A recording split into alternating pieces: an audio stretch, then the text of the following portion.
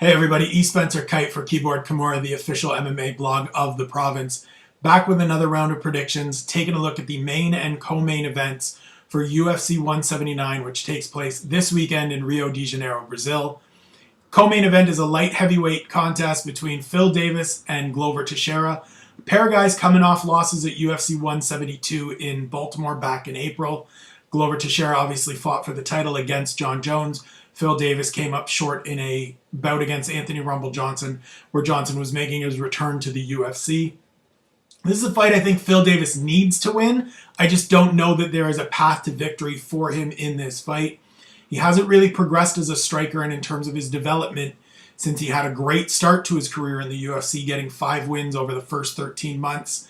Glover Teixeira has a lot better takedown defense than he gets credit for. Obviously, coming off a loss to Jon Jones, everybody looks bad against Jon Jones. He has the ability to make anyone look really bad.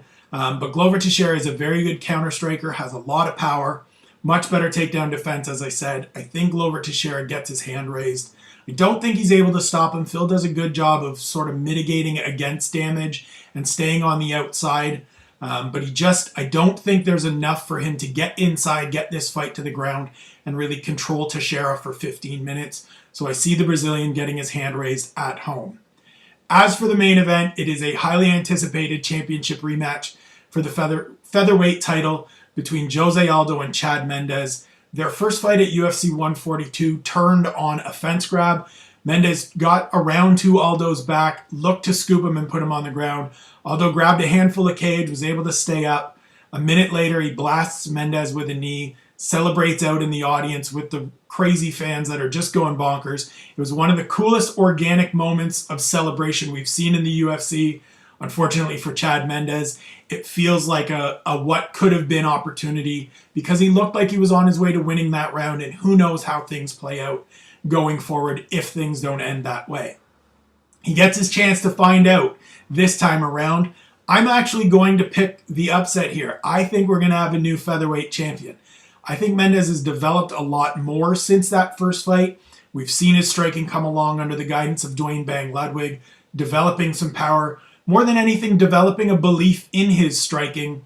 That makes his wrestling even better. That makes all of what he's able to do flow together a little better than it did back at UFC 142. I think Aldo is still one of the top fighters in the world. Absolutely phenomenal during his reign at featherweight. But we've seen over these last few fights, he tires as he gets going into the later rounds. I think Mendes is going to be able to do a good job of maintaining a pace to the fight that allows him to drag it out, allows him to get through, and make this sort of a dogfight, and make this a grind, make this something that wears on Jose Aldo. He'll know and has enough experience, both from his time in the cage with Aldo and his teammate and coach Uriah Faber having spent some time in there as well, to get inside of those leg kicks and avoid them as best he can. And I think it's just his time. I think we've seen a change in the demeanor at Team Alpha Male since TJ Dillashaw upset Renan Barão earlier this year to win the title. And I think another championship belt is going back home to Sacramento. Now that the drought has been broken, the floodgates are going to open. I think Chad Mendes scores the upset, becomes the new UFC featherweight champion, and maybe sets the stage for a trilogy fight. Who knows? Maybe Jose Aldo goes up to lightweight. We'll have to wait and see on that. But I think we do get an upset. I think we do get a new champion.